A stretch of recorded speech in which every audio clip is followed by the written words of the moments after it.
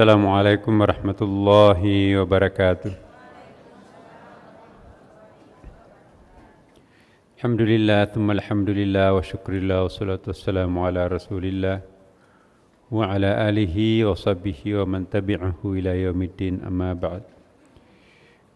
Ibu-ibu dan bapak sekalian yang sama-sama dicintai, dimuliakan Allah subhanahu wa ta'ala, saat-saat menjelang bulan suci Ramadan yang hawanya sudah mulai terasa sekarang ini, semoga dipanjangkan umur kita sehingga kita bisa bermesraan dengan bulan suci itu, dan semoga kita semua diberikan kesehatan untuk bisa mengamalkan berbagai macam ibadah di dalamnya, dan semoga semua doa-doa yang kita panjatkan di dalamnya dikabulkan Allah Subhanahu wa taala. Ala hadhihi niyyah wa ala kulli niyatin shalih. Al-Fatihah. A'udzu billahi minasy syaithanir rajim. Bismillahirrahmanirrahim. Alhamdulillahi rabbil alamin, arrahmanir rahim, maliki yaumiddin, iyyaka na'budu wa iyyaka nasta'in, ihdinas siratal mustaqim, siratal ladzina an'amta 'alaihim ghairil maghdubi 'alaihim waladdallin. Amin. Ibu-ibu dan bapak sekalian, kita melanjutkan bacaan kita yang lalu. Mohon maaf, minggu lalu saya tidak sempat mengisi karena terlambat pulang dari DPR rapat ya. Jadi insyaallah malam ini kita akan melanjutkan. Ibnu Athaillah radhiyallahu anhu melanjutkan bahasa batinnya kepada kita semua. Artinya adanya khususiyah. Khususiyah artinya keistimewaan, kekhususan, keluar biasaan. Adanya khususiyah atau keistimewaan tidak mengharuskan hilangnya sifat kemanusiaan. Khususiyah hanya laksana pancaran matahari siang yang tampak di cakrawala dan bukan berasal dari cakrawala itu sendiri. Maksudnya, mari kita mengidentifikasi diri kita sendiri. Mari kita belajar dari pengalaman hidup kita, Bapak Ibu. Mari kita merenungkan kejadian demi kejadian, khususnya kejadian spiritual yang sering kita alami. Seringkali kita berada pada suasana batin tertentu di mana Allah Subhanahu wa taala itu dekat, sedekat-dekatnya dengan kita. Kadang-kadang kita merindukannya, tidak tahan kerinduan ini kepadanya. Kadang-kadang kita tidak tahan ingin berjumpa dengannya, sehingga dengan demikian kita tidak takut lagi dengan kematian, tidak lagi takut ditinggalkan dunia, harta, keluarga, dan lain-lain sebagainya. Yang ada adalah kerinduan yang semata-mata tertuju terhadapnya. Semakin rutin kita melakukan zikir, semakin sering terasa pengalaman batin seperti ini. Semakin sering kita bangkit salat lail, salat malam, salat tahajud, intensitas rohani kita itu akan semakin bangkit. Namun Bapak Ibu, kadang-kadang juga sebaliknya. Ditunggu tidak akan datang lagi. Kita sangat berharap, merindukan situasi batin yang pernah kita alami beberapa waktu yang lalu, tapi rupanya tidak bisa dipanggil begitu saja. Kedekatan diri dengan Allah tidak didasarkan oleh kemauan kita untuk lebih dekat lagi dengannya. Dia tidak bisa dibeli dengan uang, bahkan tidak bisa disogok dengan ibadah. Justru ketika kita berada di dalam suasana batin yang biasa-biasa, tidak ada maksud lain kecuali hanya Dia, kita melakukan berbagai macam kebaktian, ibadah, termasuk ibadah sosial. Justru pada saat-saat seperti itu, mood ilahiyah kita datang. Inilah sesungguhnya yang dirindukan para pencari, para suluk.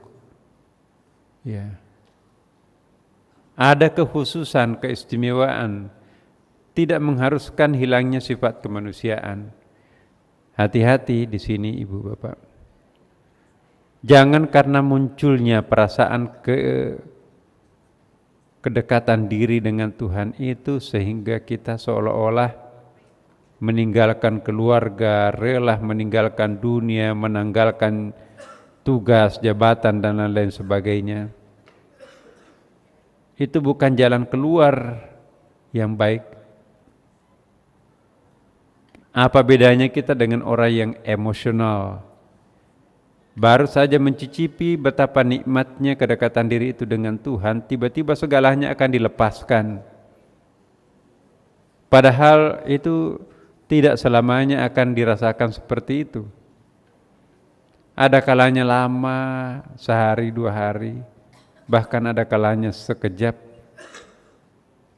Karena itu dalam suasana emosi keilahian, emosi kita sedang berada di dalam lingkupan kerinduan dengan Tuhan, kita juga tidak boleh melakukan suatu keputusan yang justru pada akhirnya dikhawatirkan akan menimbulkan penyesalan, di mana penyesalan itu justru akan menjauhkan diri kita dengan Tuhan lebih jauh daripada sebelumnya.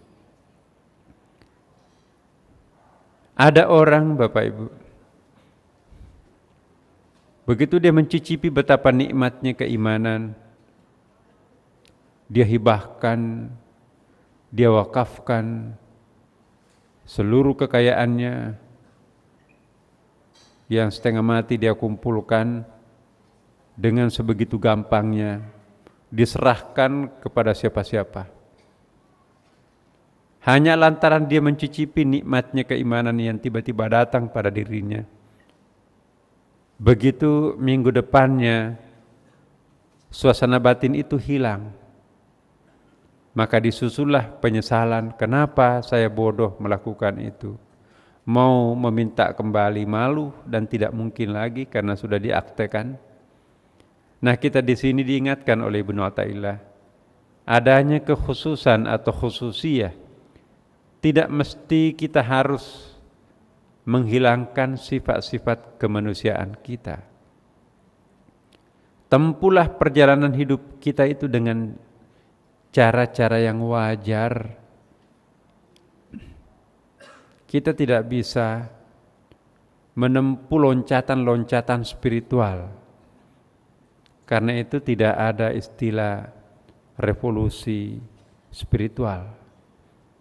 Revolusi politik iya, revolusi budaya sulit, revolusi spiritual enggak mungkin, revolusi mental enggak bisa.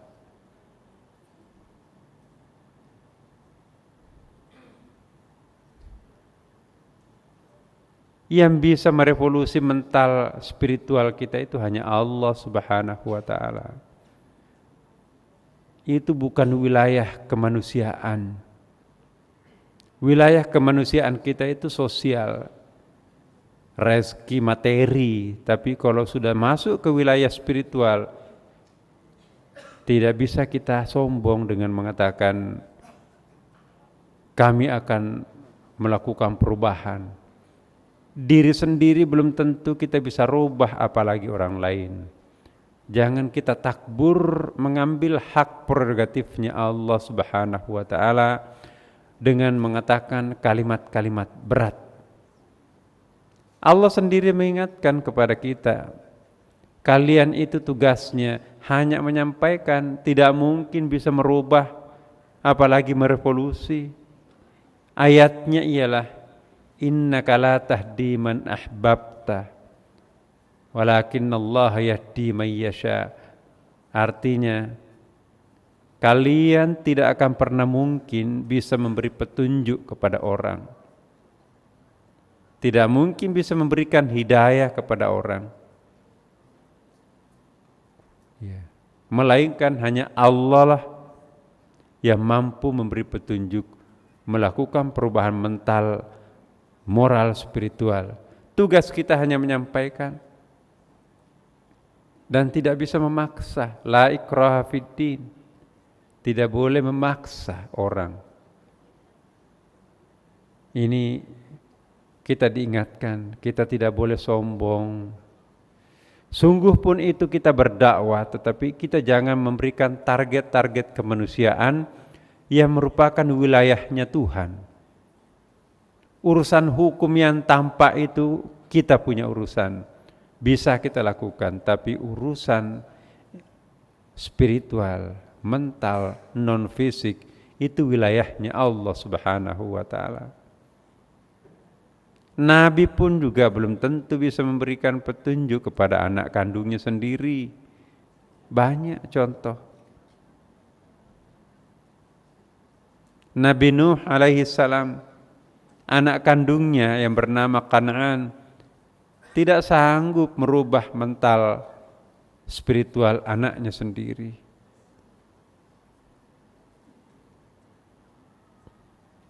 Nah ini, jadi kehususan-kehususan yang kita miliki Bapak Ibu, jangan sampai membuat kita itu hanyut, larut, dan berujung pada penyesalan.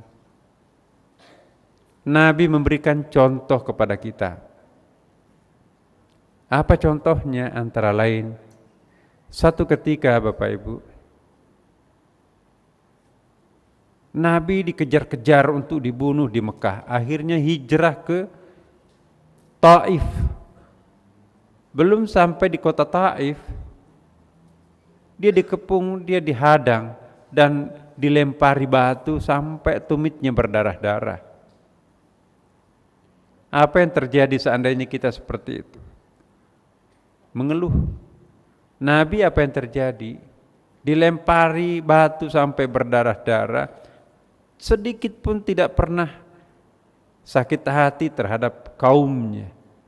Ditawari bantuan oleh malaikat penjaga gunung Taif, wahai Rasulullah, mau enggak saya balaskan siksaan mereka?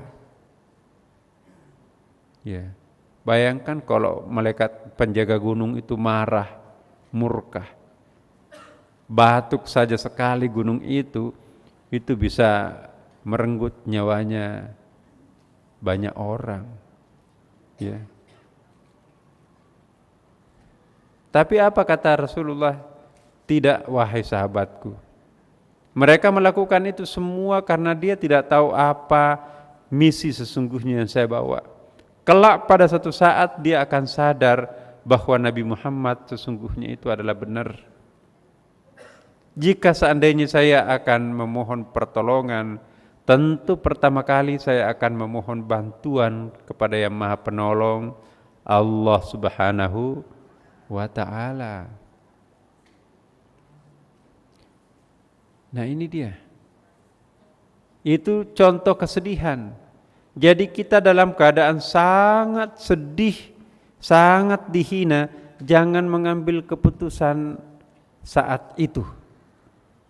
Biarkanlah berlaku status quo seperti sedia kala. Dan sebaliknya, manakala kita larut di dalam sebuah kesenangan yang luar biasa, jangan pun juga mengambil keputusan. Contohnya, ketika Nabi ditawari, ya Rasulullah kekasih Tuhan, mau enggak aku tawarkan engkau gunung itu aku jadikan emas? Bayangkan, segenggam emas saja luar biasa syukurnya kita kan. Ini satu gunung, sampai habis anak cucunya itu juga akhir zaman itu mungkin tidak akan pernah miskin. Kalau seandainya gunung di Taif itu menjadi emas, 1 kilo saja itu harganya selangit, apalagi segunung. Dalam posisi seperti itu, Nabi Muhammad SAW menolak. Terima kasih. Yang saya butuhkan, apa yang saya perlukan. Ya. Yang saya butuhkan bukan yang saya inginkan apa. Coba bayangkan Bapak Ibu, seandainya kita dalam keadaan terhina, tertindas, dikejar dan dipermalukan serta dibikin berdarah-darah, tiba-tiba ada malaikat gunung mau menolong kita. Mungkin belum sampai pertanyaan malaikat itu, mau enggak aku tolong kamu, aku balaskan dendamu. Iya, iya, iya. Hancurkan aja sekalian. Pencet lehernya mati satu persatu. Nah itu kalau ada keputusan pada saat itu. Mau enggak gunung itu aku jadikan emas? Iya, iya, iya. Kalau perlu tambah lagi 1 gunung. Tapi apa kata Rasulullah? No way. Tidak. Dalam keadaan sangat terpukul, sangat dihina, tidak mengambil keputusan. Dalam keadaan sangat-sangat senang menjanjikan, tidak juga mengambil keputusan. Ini contoh pribadi yang istiqamah. Mampu enggak kita melakukan hal yang sama dalam posisi yang sangat terpojok? Kita tidak minta bantuan, biarkan aku menyelesaikan sendiri.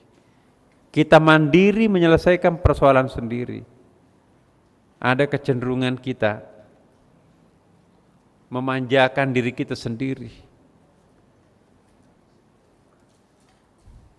Kita tidak mandiri menyelesaikan persoalan sendiri, sehingga semua pihak terlibat. Contohnya, kita sakit gigi pun, maka semua orang di rumah itu ikut sakit. Subhanallah. Cuma 1 lubang kecil yang membuat gusinya bengkak. Semua orang satu rumah enggak pernah ada yang tidur. Dibangunin semua. Ini tidak mandiri menyelesaikan persoalan. Nabi Muhammad SAW tidak pernah mengungkit penderitaannya kepada orang lain, kepada sahabatnya. Itu pun yang dilakukan itu hanya karena tidak bermaksud minta pertolongan, kan sudah selesai persoalannya baru dia sampaikan. Mari kita belajar kepada ketinggian pribadi Nabi Muhammad SAW. Orang yang terlalu gampang curhat dalam menyelesaikan persoalan itu pertanda tidak mandiri secara spiritual.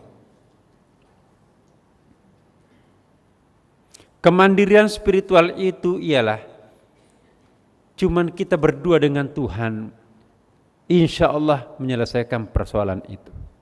Tidak perlu membangunkan keluarga yang sedang tidur nyenyak, yang memerlukan energi, saving energi untuk besok kuliah, untuk besok masuk kantor, untuk besok pergi kuliah anak-anak kita. Ya. Biarkan kita sendiri merasakan penyakit itu tanpa harus menyiksa semua orang lain. Jangan kita sakit tapi akhirnya orang lain ikut sakit. Kita tidak mandiri secara spiritual. Nabi kita lihat, secara sosial dia mandiri.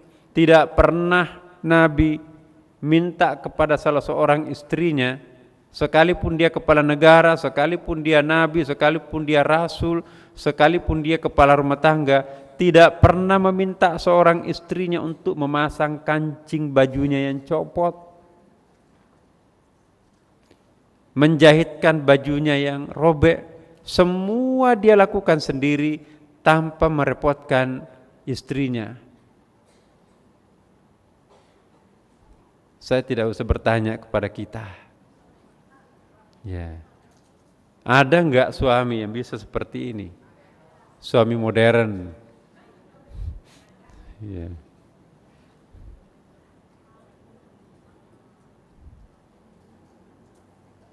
Nah, demikian pula sebaliknya, Ibu. Persoalan seberat apapun dialami seorang istri, kata terakhir tidak ada lagi jalan keluar lain, baru dia sampaikan kepada suaminya.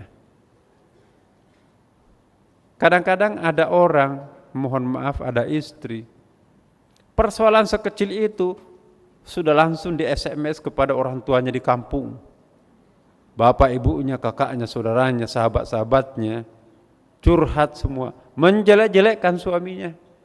Suami saya begini dan begitu. Kenapa? Karena dia dalam keadaan emosi.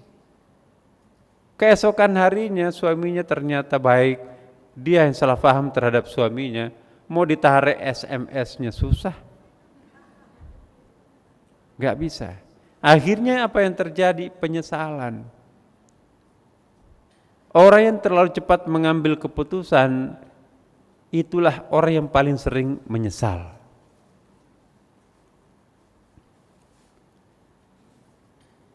Maukah tahu siapa yang paling sedikit menyesal?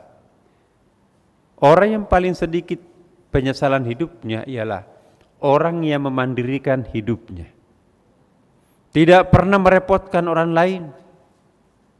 Ya, ada orang sakitnya parah luar biasa, tapi tidak pernah suaranya membangunkan ya istrinya atau suaminya, apalagi tetangga. Tapi ada juga orang sampai tetangganya 5 lapis itu pun juga terbangun-bangun itu. Bapak Ibu sekalian, kemandirian spiritual itu, itulah yang membuat orang itu nanti ya betul-betul bahagia. Seperti Nabi dalam suasana batin yang sangat gembira, tidak mengambil keputusan. Coba kalau kita, mau enggak saya jadikan gunung Salak itu jadi semuanya emas 24 karat? Mau, sangat mau, siapa enggak mau? Ya. Tapi Nabi tidak. Kita harus berani mengatakan tidak terhadap segala sesuatu yang tidak bisa kita pertanggungjawabkan secara moral. Seandainya kita mengatakan iya, akhirnya Gunung Salak itu menjadi emas, hak patennya kita. Mampu enggak kita pertanggungjawabkan kepribadian kita masih seperti dulu dekat dengan Tuhan? Mampu enggak kita tidak mubazir membelanjakan uang? Mampu enggak kita tidak mabuk dengan kekayaan yang kita miliki? Padahal umur kita tidak akan bertambah dengan menjadinya emas Gunung Salak itu. Ternyata apa yang kita bawa ke akhirat hanya yang pernah kita belanjakan untuk kebajikan. Ya. Ada 3 kata Rasulullah ini, kama qala. Ya. Ada 3 sahabat manusia. Ya. Tapi yang ketiga sahabat manusia itu ada yang paling dicintai, ada yang dicintai, ada yang setengah dicintai. Ironisnya, yang paling dicintai itu adalah keluarganya, istrinya, suaminya, atau anaknya. Ternyata yang paling dicintai, yang paling pendek mengantarnya. Hanya sampai di bibir liang lahat, secinta apapun seorang istri terhadap suaminya, enggak mau dikubur sama-sama. Demikian pula sebaliknya. Yang dicintai tapi tidak begitu cinta seperti mencintai keluarga, anak dan istrinya, harta. Lumayan, masih mau menemani ia masuk di dalam liang lahat, dikubur bersama-sama, hancur bersama-sama, dimakan cacing, yaitu kain kafan. Yang ketiga, yang paling sedikit daya tarik cinta kita terhadapnya, kadang-kadang sebel, kadang-kadang membebani, yaitu ibadah. Ternyata yang ketiga inilah yang menemani kita secara permanen di liang lahat sampai nanti di Siratal Mustaqim, di padang mahsyar, sampai di akhirat kelak, paling ujung perjalanan kita. Hati-hati terhadap sesuatu yang paling kita cintai, biasanya yang paling pendek menemani kita. Yang setengah-setengah kita cintai justru itu yang paling ujung menemani kita, seperti hadis Nabi tadi. Saya ulangi, adanya khususiyah, keistimewaan tidak mengharuskan hilangnya sifat kemanusiaan kita. Khususiyah hanya laksana pancaran matahari siang yang tampak di cakrawala dan bukan berasal dari cakrawala itu sendiri. Kesenangan dan kesedihan itu menempel di dalam diri manusia. Pendatang, tidak permanen. Hari ini kita tersenyum, besok kita menangis. Pagi ini kita menangis, siang kita tersenyum, malam menangis lagi.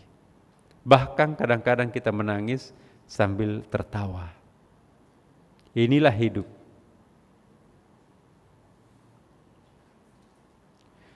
Kadang matahari sifat-sifatnya menyinari kegelapan wujudmu. Kadang pula ia mencabutnya kembali darimu, lalu ia mengembalikan dari dirimu, bukan pula datang kepadamu, namun dari Allah Subhanahu wa taala.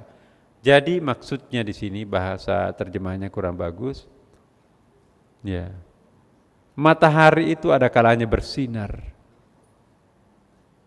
tapi ada kalanya mendung. Jangan terlalu bersedih kalau matahari lagi mendung, sebab sebentar lagi akan bercahaya setelah awan gelap yang menyelimutinya berlalu. Tapi jangan mabuk karena terik matahari menerangi segalanya. Sebentar lagi awan hitam akan lewat. Itulah pemandangan hidup kita sendiri. Ada yang berlalu, ya, ada yang menyusul. Wa tilkal ayyamu nudawiluha bainan nas, dan kami pergilirkan langkah-langkahmu di antara kalian. Hari ini kita jadi rakyat, besok jadi pemimpin, kemudian pensiun jadi rakyat lagi. Hari ini kita hidup, besok kita mati, hidup lagi, dan seterusnya. Ini rutinitas kehidupan. Kalau orang sadar sesadar-sadarnya akan makna kehidupan ini, maka orang itu enggak mungkin bisa bersedih. Tidak mungkin orang itu akan mabuk kalau diberikan kebahagiaan.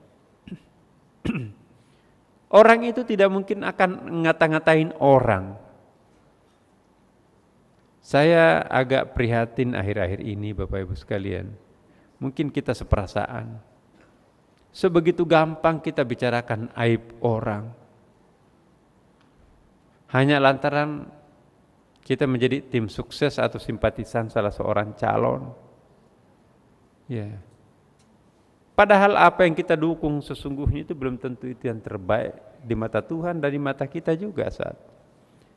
Ihbib habibaka hubbama, itu kata Imam Syafi'i. Cintailah kekasihmu itu dengan cinta yang biasa-biasa. Jangan sampai nanti di kemudian hari akan menjadi orang yang paling engkau benci. Dan bencilah juga orang yang kamu benci dengan benci biasa-biasa. Siapa tahu orang itu nanti kelak akan menjadi orang yang paling engkau cintai. Banyak sekali kan pemandangan yang kita sering saksikan. Mungkin kita juga pernah mengalami. Justru orang yang paling kita benci itu menjadi pasangan hidup kita. Kriteria-kriteria yang kita benci justru itu semua dikumpulkan oleh pasangan hidup kita. Nah, demikian pula sebaliknya. Saya mengagumi seseorang, semua perilakunya sempurna sebagai seorang istri atau sebagai seorang suami. Ternyata umurnya seumur jagung. Kelihatan aslinya belakangan. Nah, jadi hati-hati kita Bapak Ibu sekalian. Kalau seseorang itu menggunakan mata Tuhan untuk melihat, pasti orang itu akan berbeda dengan mayoritas. Saya ulangi Bu, di sini penting nih.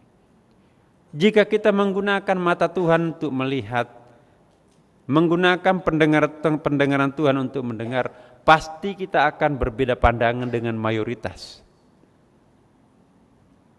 Jadi jangan takut berbeda dengan mayoritas. Siapa tahu itu kriteria kita sudah menggunakan panca indera Tuhan.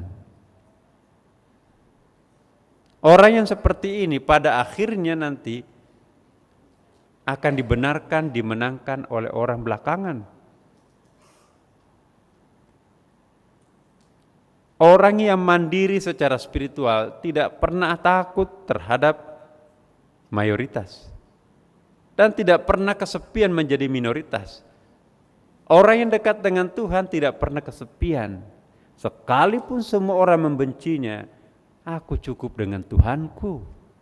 Apa artinya semua kalau berbeda dengan Tuhan?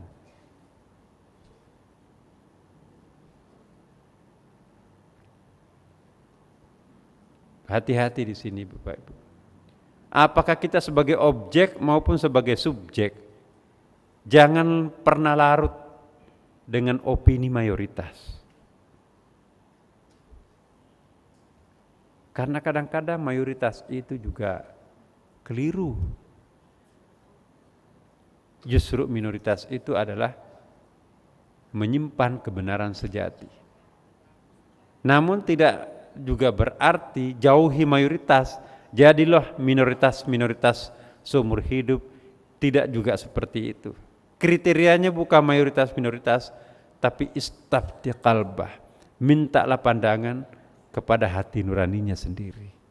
Kalau hati nurani kita itu mengatakan iya, kebetulan di luar sana juga dipegang oleh mayoritas, kita berada bersama mayoritas. Kalau pandangan hati nurani kita itu mengatakan tidak, sementara di luar sana mengatakan iya, maka kita menjadi minoritas. Jangan sedih. La takhafu wa la tahzanu. Jangan takut dan jangan bersedih. Bahkan dikatakan innallaha ma'ana, sesungguhnya Allah bersama dengan aku. Kita dengarkan azan dulu Bapak Ibu sekalian.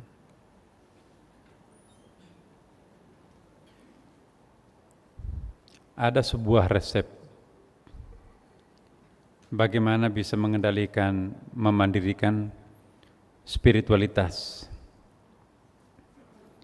kiat-kiat untuk menstabilkan, mempermanenkan sifat-sifat khususiyah kita, keunggulan-keunggulan spiritual yang kita miliki selama ini Bapak Ibu sekalian. Kemandirian spiritual itu, untuk lebih tepatnya saya ingin mengistilahkan kemandirian kekhusyuan. Nanti ini kita akan bahas pada malam Jumat yang akan datang. Bagaimana memandirikan kekhusyuan kita. Selama ini kita itu khusyuk karena ada pemicunya. Sulit sekali kita khusyuk dalam situasi normal. Kita itu khusyuk pada saat kena musibah. Kita itu khusyuk pada saat ada kebutuhan kita yang luar biasa terhadap Tuhan. Tapi ketika kita tidak merasa ada musibah, tidak ada persoalan, rasanya tidak ada kebutuhan mendesak, bisa enggak Bapak Ibu mencapai kekhusyuan puncak? Sampai nangis-nangis. Jujur Ibu, Bapak. Bisa enggak kita khusyuk dalam keadaan khusyuk yang tingkat tinggi tanpa ada pemicu dalam bentuk musibah atau kebutuhan yang sangat darurat? Sulit kan Pak?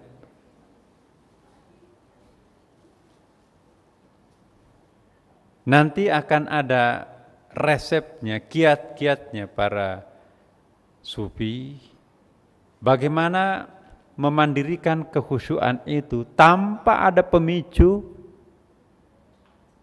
tanpa harus ada musibah, tanpa harus ada kebutuhan yang sangat kuat, dan tanpa harus ada kondisi-kondisi tertentu yang menyelimuti diri kita yang membuat kita bisa khusyuk. Nah, kalau itu kita lakukan, maka insya Allah dalam keadaan apapun itu cepat kita panggil kembali. Dalam keadaan tidak ada musibah pun insya Allah bisa kita mencapai puncak-puncak kekhusyuan itu sendiri. Itu ada stylenya di dalam batin kita. Ya. Nah, ini ada kaitannya Bapak. Insya Allah nanti penjelasan lebih lengkapnya ini kita bahas pada malam Jumat yang akan datang. Saya akan lanjutkan dulu ini. Kadang matahari sifat-sifatnya menyinari kegelapan wujudmu.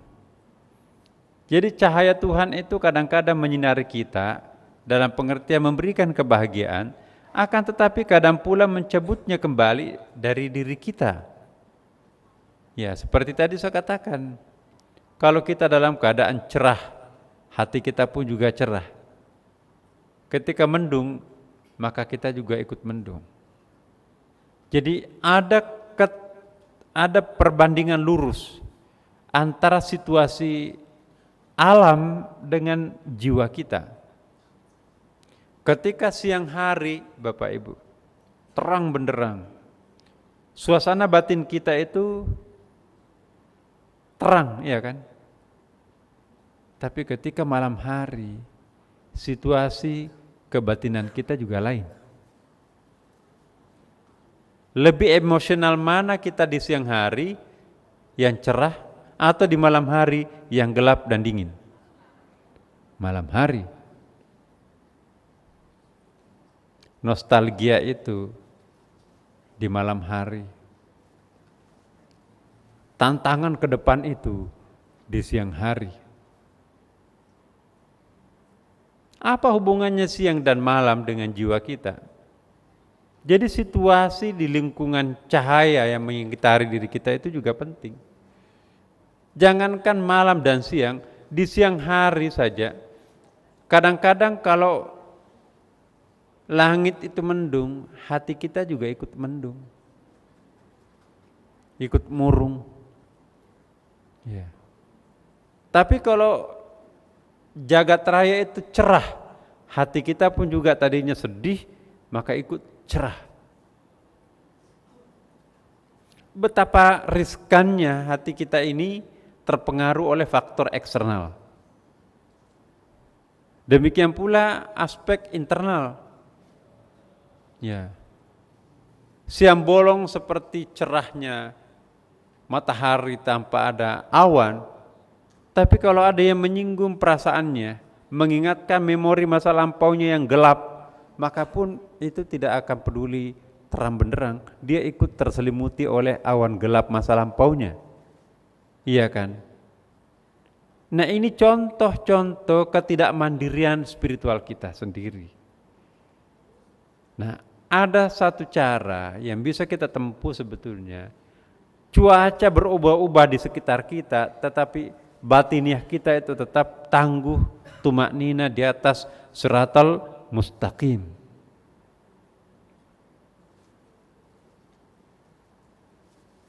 Nah, ini sulit ini kita pelajari di dalam pelajaran fikih. Ya. Inilah manfaatnya belajar ilmu tasawuf. Ya. Kalau fikih melulu yang menyelimuti alam pikiran kita, maka hitam putih yang akan mewarnai kehidupan kita. Kalau bukan iya tidak, kalau bukan tidak iya. Iya kan?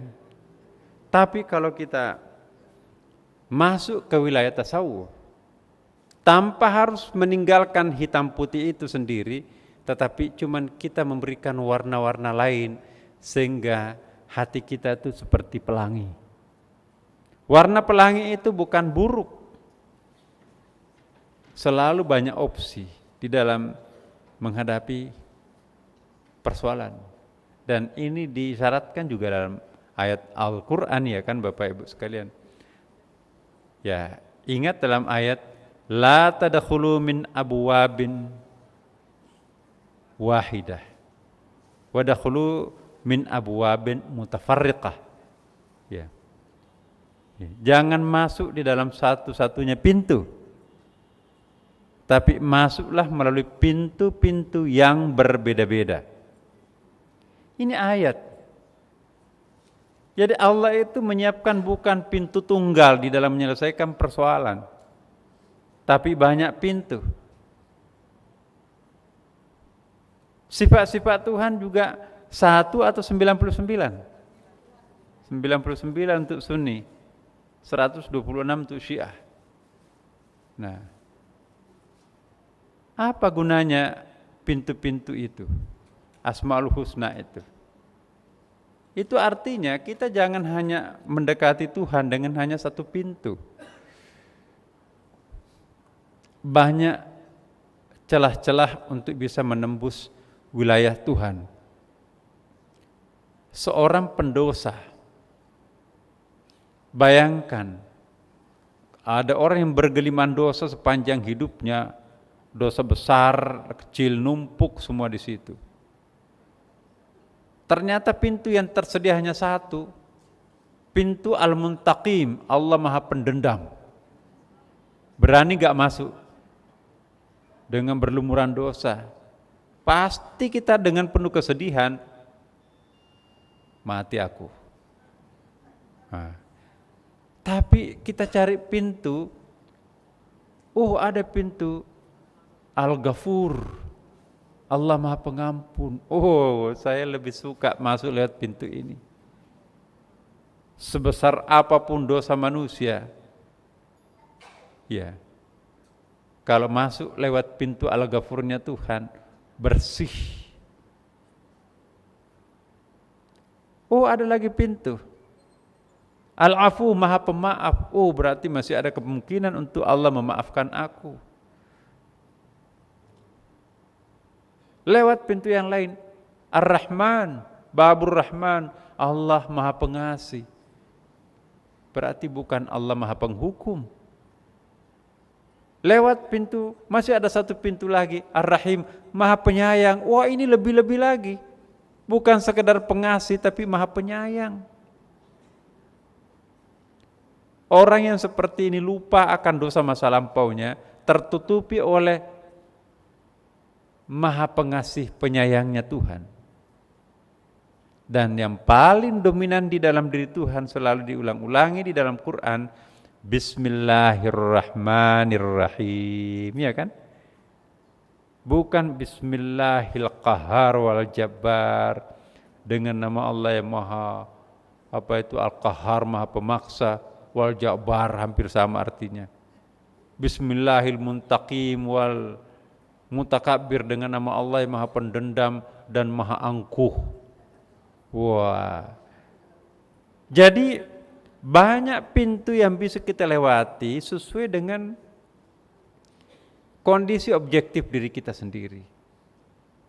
Dan itu terisyaratkan juga dalam ayat, not only way, bukan hanya satu-satunya jalan.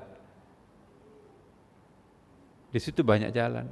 La tadkhulu min babin wahidah, tadkhulu min abwabin mutafarriqah. Jadi sekali lagi Bapak Ibu sekalian, tidak ada artinya kita hanyut dengan kesedihan. Sebab selalu ada terang yang akan menghapuskan kegelapan akibat kabut itu sendiri. Tapi kita juga tidak boleh bangga dengan terangnya cahaya matahari, sebab sebentar lagi kabut itu akan datang. Cahaya dan kegelapan silih berganti di dalam kehidupan kita.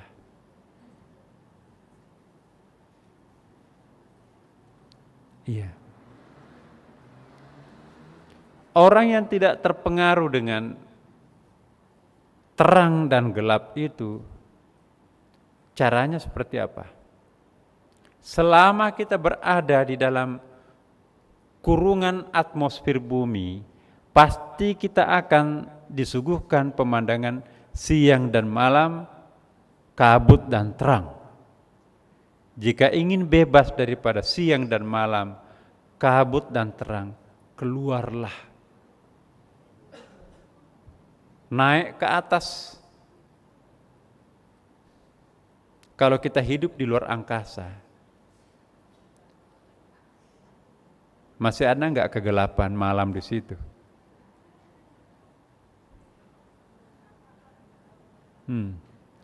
Justru kegelapan itu di kolom bumi ini. Iya. Di sini 7:30 malam. Kalau kita di Amerika 7:30 pagi. Kalau tidak ingin terpengaruh dengan siang dan malam, cari ruang yang tidak terpengaruh oleh bayang-bayang bumi itu sendiri. Menjauhlah keluar, meninggalkan bumi, maka di situ kita akan terbebas gelap dan terang. Maka itu kita diminta mi'raj. Apa artinya mi'raj? Tinggalkan kolom bumi ini, naik ke atas. Ke atas di situ bukan berarti di atas di sana. Atas bawah itu kan adanya karena kita terpengaruh dengan bumi. Ya kan? Ketika kita menjauh dari bumi, masih ada atas, masih ada bawah enggak? Enggak ada. Ya. Masih ada utara, masih ada selatan enggak di luar angkasa jauh di sana? Enggak ada. Jadi ketika kita berada di luar dimensi kealaman ini, maka kita sudah tidak ada atas bawah, tidak ada mata angin utara, timur, barat dan seterusnya. Tapi kalau kita terkurung di kolom bumi ini, ya pasti kita menghadap ke barat karena arah kiblatnya di situ. Ketika kita jauh dari penjara bumi ini, kita berada di alam bebas di sana. Tidak ada lagi sekat. Nah, maknanya sangat dalam ini Bapak Ibu sekalian. Karena itu kalau kita membahas Isra dan Mi'raj itu, jangan diartikan perjalanan fisik horizontalnya Nabi, tetapi itu Mi'raj itu bagaimana kita keluar dari kungkungan tempurung yang selama ini mengurung kita. Seperti kata dalam tempurung, tentu wawasannya sangat sempit.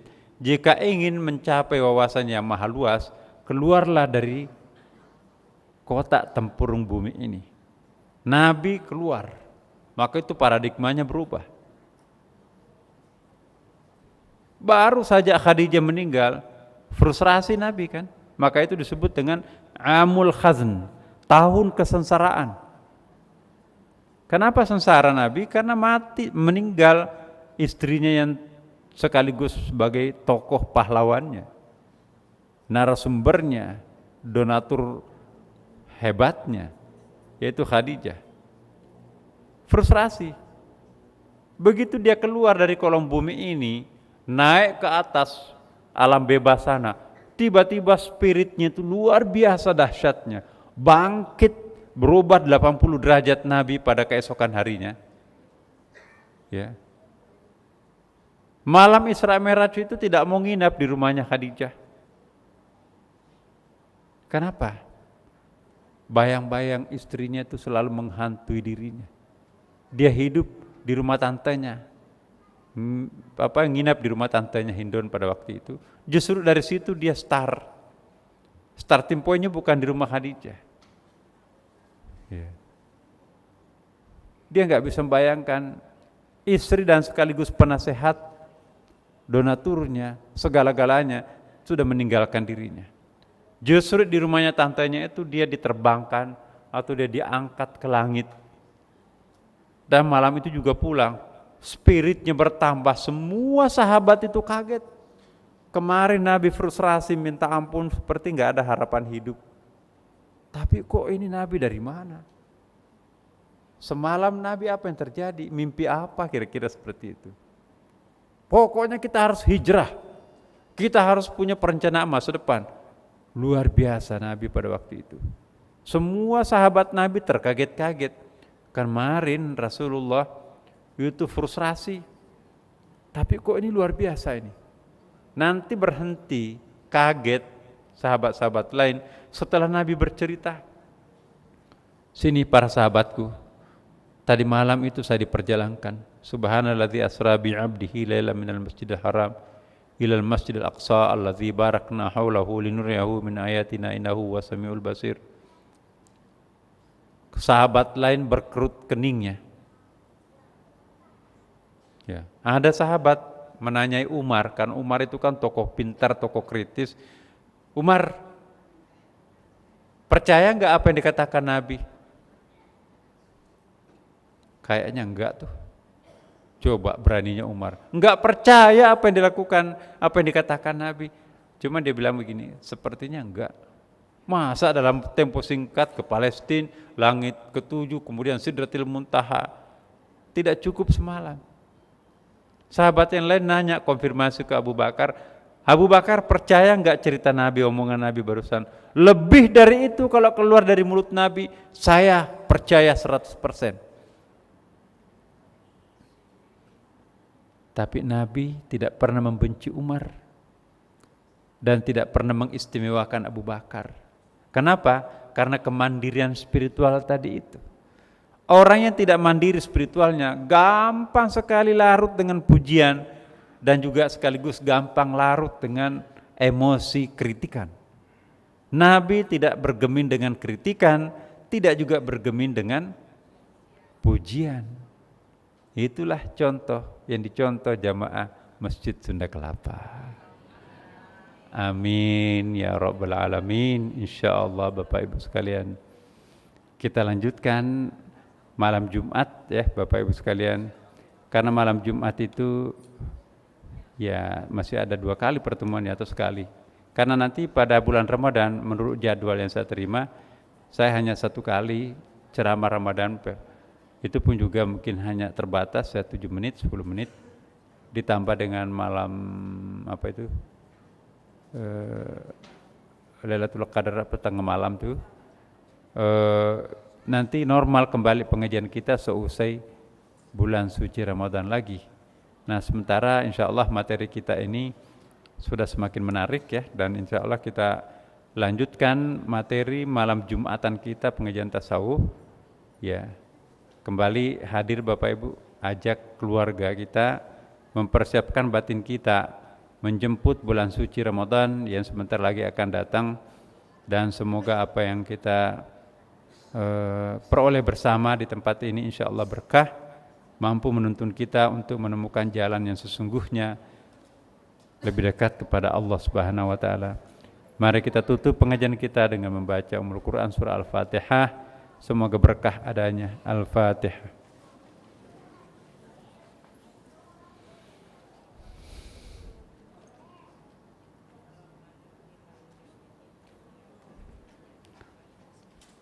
Assalamualaikum warahmatullahi wabarakatuh.